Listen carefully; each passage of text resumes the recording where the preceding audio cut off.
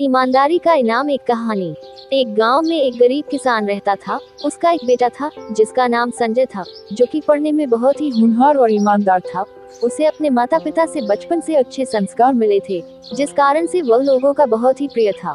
हर कोई उसके व्यवहार से खुश रहता था। जब संजय अपनी पढ़ाई पूरी कर लिया तो उसके माँ बाप ने घर की रोजी रोटी चलाने के लिए उसे शहर भेजना चाहा, जिस पर संजय अपनी माँ बाप की ये इच्छा सुनकर बहुत ही प्रसन्न हुआ और फिर रोजगार की तलाश में वह दूर शहर निकल गया। वह जिस बस से शहर जा रहा था, वह बस रास्ते में लोगों को भोजन करने के लिए एक होटल पर रुकी। सबने चाय पानी और खाना खाकर वापस उस बस में बैठ गए।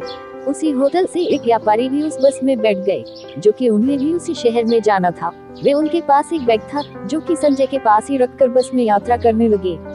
फिर बस जब शहर पहुंचा तो सभी लोग उतरकर अपने मंजिल की तरफ जाने लगे और जल्दबाजी में वह व्यापारी अपना बैग संजय के पास ही भूल गए।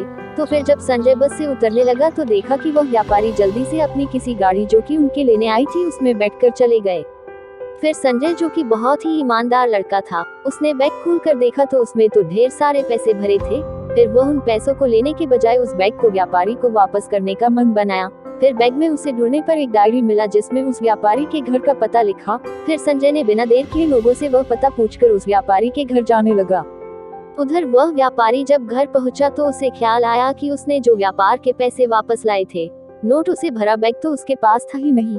अब तो उस व्यापारी का दिमाग घूमने लगा, क्योंकि उस बैग लाखों रुपए थे। उस व्यापारी ने बहुत याद करने की कोशिश की वह बैग कहाँ भुला है, लेकिन उसको कुछ भी याद नहीं आ रहा था। अब तो चिंता के मारे व्यापारी की हालत खराब होने लगी थी।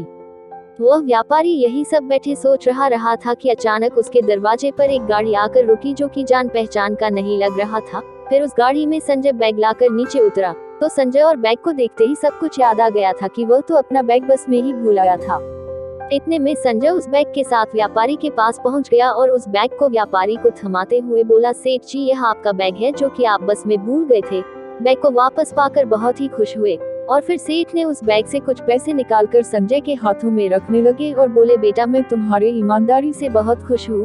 अगर तुम्हारी जगह कोई और होता तो इन पैसों के लालच में आकर बैग लेकर चला जाता, लेकिन तुम ईमानदार हो जो कि अपनी ईमानदारी के चलते नोटों से भरे बैग को वापस करने आए। यह लो तुम्हारी ईमानदारी का इनाम। लेकिन संजय के तुरंत हाथ जोड़ लिया, बोला, सेठ जी, मेरे माता पिता ने जो सिखाया है आज मैंने वही किया है। किसी दूसरे की वस्तु में नहीं ले सकता, सो मैंने इसे वापस करने आपके पास आया। सेठ संजय की यह बातें सुनकर बहुत ही खुश हुआ और कहा, जिसके माता पिता इतने संस्कारी होंगे वही ऐसी शिक्षा अपने औलाद को देंगे, सो वह तुम्हारे ईमानदारी का इनाम ही है। इसे अपने पास रख लो। तो संजय हाथ जोड़कर विनती करने लगा कि सेठ जी, अगर आप सचमुच मेरे ईमानदारी से प्रभावित तो हमें इन पैसे के बदले कोई काम दीजिए, जिससे मैं मेहनत करके ऐसे पैसे कमा सकूं। संजय की यह बातें सुनकर सेठ जी ने, ठीक, आज से तुम मेरे यहाँ सारा लेन देन का कामकाज देखोगे। इस तरह उस सेठ ने ईमानदार संजय को अपने यहाँ काम पर रख लिया था और संजय को अपने ईमानदारी का असली इनाम मिल चुका था। कहानी से सीख। इस कहानी से हमें यही शिक्षा मिलती है कि हमें अपनी जीवन में हमेशा ईमानदारी के साथ रहना चाहिए।